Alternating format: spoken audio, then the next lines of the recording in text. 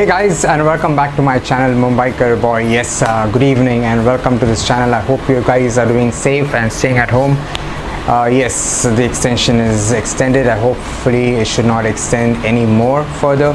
Well, this vlog is basically about, as I told you in my earlier vlog, it's going to be more of how important it is to become, what are the important points actually to become a rider, what all you need to invest, what's the amount that is necessary to invest when you call yourself a rider and when you're doing a lot of rides. Of course, you've read it in the description and everyone's aware. That's exactly what I'm going to take you through. Is the amount that I've spent is basically on my riding gears, riding jackets, all the necessary things that you need when you need to do a ride. So stay tuned as I take you to one and each of them.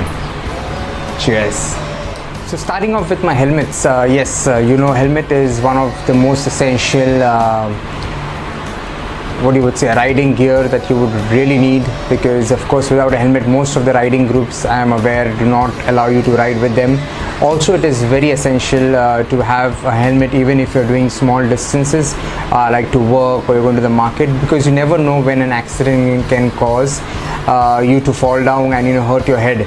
I've had my parents actually meet with an accident way back when they were just at the speed of 20 and the gear in the kinetic Activa actually locked on them because they were in Goa and they used to not do a periodical check on the bike, and they were at the speed of 20. Both of them got stitches. So helmet is the most important. I have 3 helmets. I'm going to take you through all of them. The first helmet over here, as I've used, is the half face helmet. I've got this visor from I'll put the link in the description. It's a small visor, external. It actually moves up and down, so you can actually, it's on a band, so you can put it up right there and then put it down when you're using it.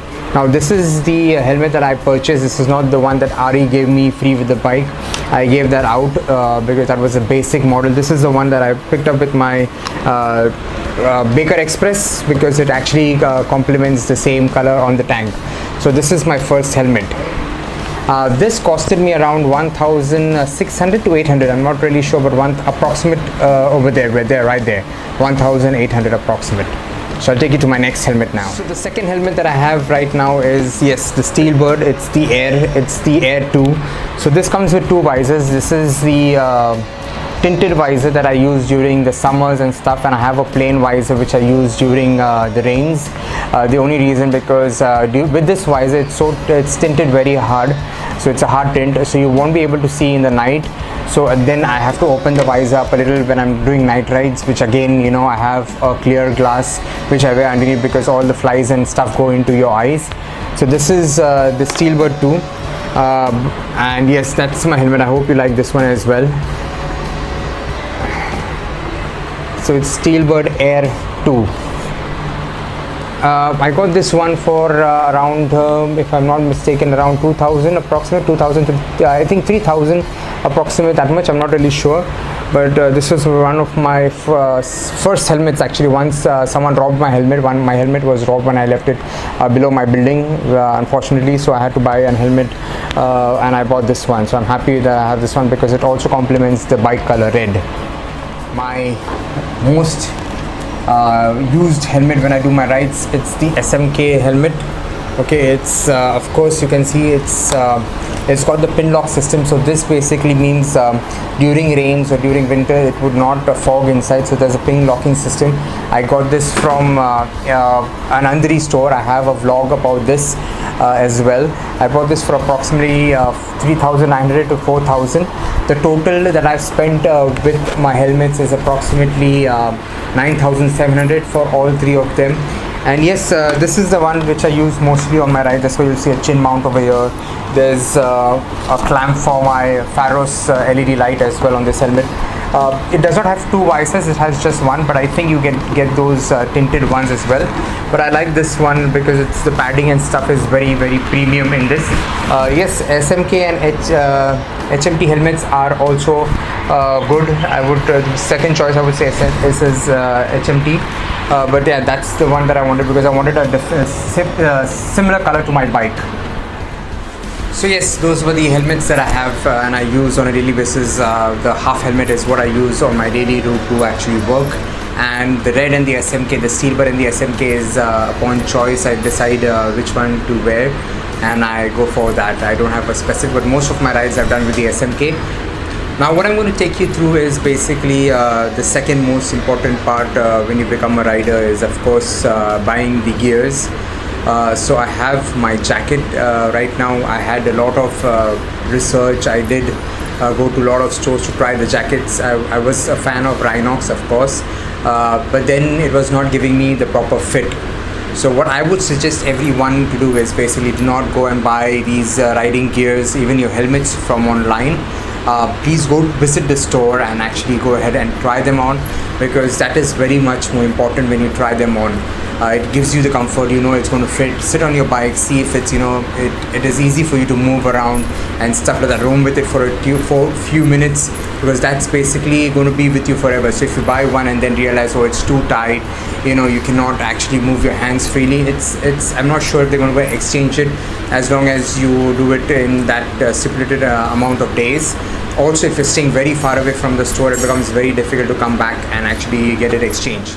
So this is the jacket that I have. It is by XDI. It is basically XDI X1 jacket. I got it for 7,299. That's basically 3,000.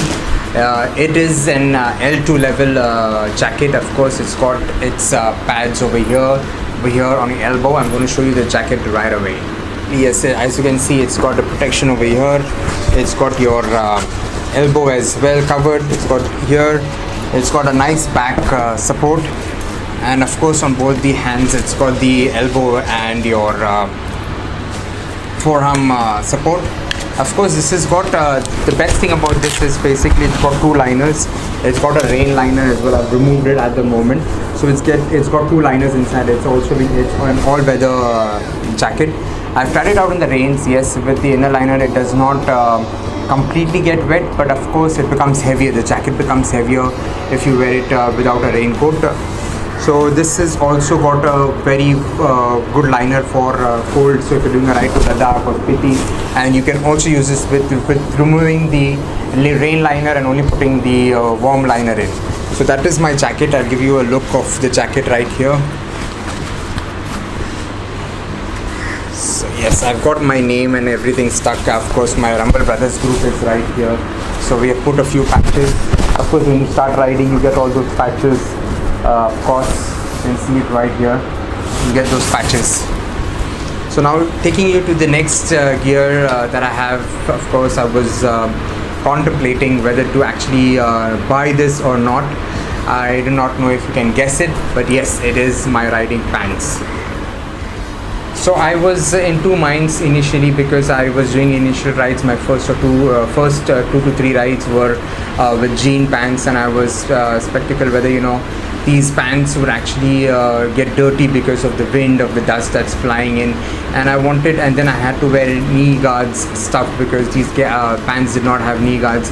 And then you need to keep one separate pant or a jeans completely for the rides, and only use that particular pant for the ride. So that makes it difficult to wear it on a daily, and it makes it difficult for you as well to choose which jeans you would like to only have for rides, because it has to be first comfortable, not tight enough, and you need to be more free in it. So then what happened is I went to the RE store in Bandra, and I actually got myself this beautiful baby. So this is their Royal Enfield pants. It is basically a very nice one. Now the best part of this pant is it's got pockets over here, side pockets as well. And the very best part of this pant is it turns into a 3/4. I'll tell you a small story what happened with the incident after buying this pant. So it's got a knee guard over here. You can see it's right here. It is removable. So you have a slot inside where you can remove the guard out and put the entire pant in the washing machine like a regular pant. Now coming up to the story, I got this pant for around 4,000 something, 3,000 to 4,000 approximate. And of course from the Bandra store you can get in touch with Hanif. I'll leave Hanif's number right now, so you can get in touch with Hanif and he'll work out a deal for you as well.